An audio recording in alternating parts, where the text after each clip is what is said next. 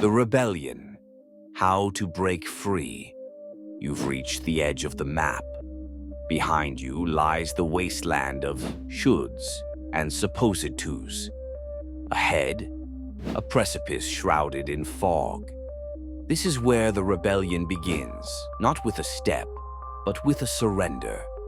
The world taught you to wage war on your depression, to medicate it, therapize it, shame it into silence. But what if freedom lies not in victory, but in desertion?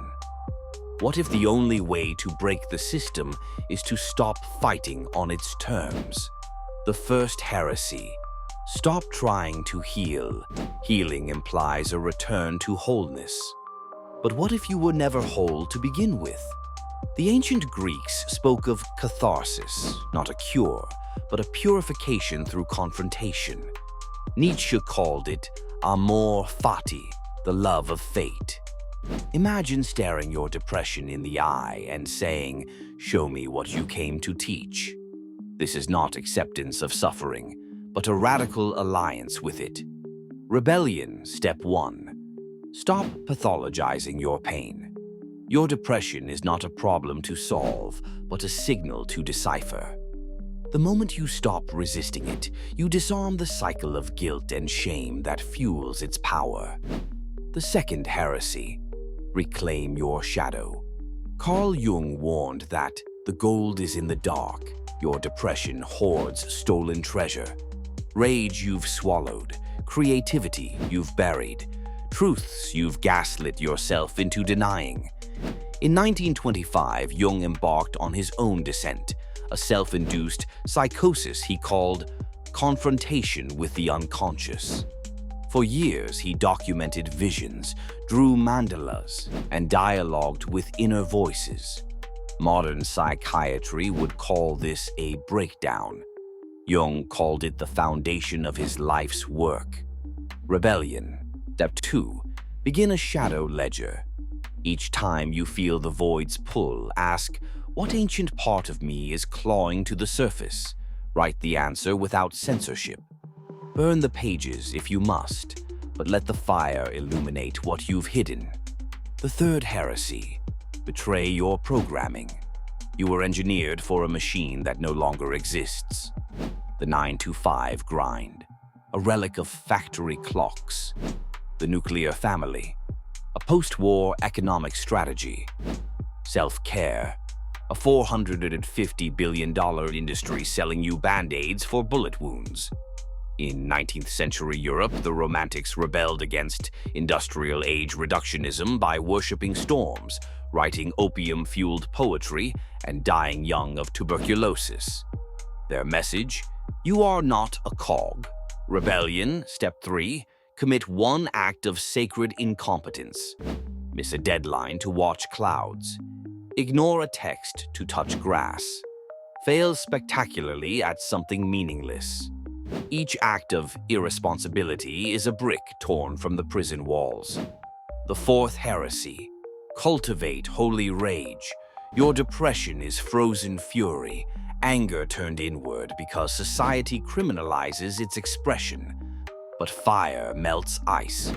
When psychiatrist Viktor Frankl was imprisoned in Auschwitz, he discovered a chilling truth. The Nazis could take everything except his ability to choose his response. He began mentally rewriting camp sermons he'd give post-war. His rage became fuel. Rebellion. Step 4. Channel your apathy into artillery. That numbness, it's damned passion. Write a letter to everything that ever broke you. Corporate greed, childhood wounds, the lies you've tolerated. Don't send it. Burn it. Watch the smoke carry your fury to the gods. The fifth heresy. Build a soul-centered life. Modernity measures lives in milestones, promotions, marriages, home equity. The soul measures in moments, sunlight through leaves, a stranger's laugh, the electric thrill of creating something only you understand. Japanese author Yukio Mishima lived this rebellion. He built a bodybuilder's physique while writing delicate novels, performed samurai rituals in Tokyo penthouses, and died by seppuku after hijacking a military base. His life screamed, "I will not be categorized, rebellion." Step 5. Create a soul resume. List every experience that made you feel truly alive, no matter how irrational, embarrassing, or impractical. Then design a life that multiplies these moments. Quit the book club. Start the weird art project. Love recklessly. The 6th heresy. Rewild your mind. Your depression flourishes in mental monoculture, the same thoughts looping like top 40 hits. Ancient humans practiced spiritual ecology, diverse rituals, seasonal cycles, stories passed through generations.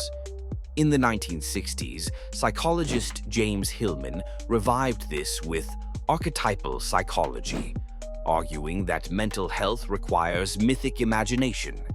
Depressed? You're not ill, you're a hero in the underworld, a shaman mid-initiation. Rebellion, Step 6. Prescribe yourself paradoxes. Read Kafka at dawn. Walk backward through your neighborhood. Sleep under the stars and let the constellations reprogram your dreams. Confuse your brain into revelation. The final heresy. Start a contagion. Your liberation terrifies the status quo. Authenticity is viral. It spreads through eye contact, vulnerable art, and unapologetic rest. When artist Frida Kahlo began painting her pain, surgeries, miscarriages, heartbreaks, she turned private agony into public revolution. Her work whispers, "Your wounds are not shameful. They're sacred text." Rebellion. Step 7. Commit spiritual treason. Share your shadow ledger. Admit you're lost.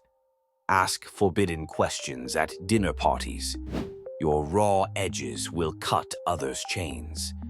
The dawn of disobedience. This is not recovery. This is resurrection. Every time you choose soul over system, you summon a lineage of rebels, Socrates drinking hemlock, Emily Dickinson writing in secrecy, David Bowie dissolving genres. You're not escaping depression. You're alchemizing it into fuel for a life beyond imagination. But the final frontier isn't action. It's perception. In the last section, you'll discover the ultimate truth about your pain, an insight so devastatingly simple it will make the last 4,000 words feel like prelude.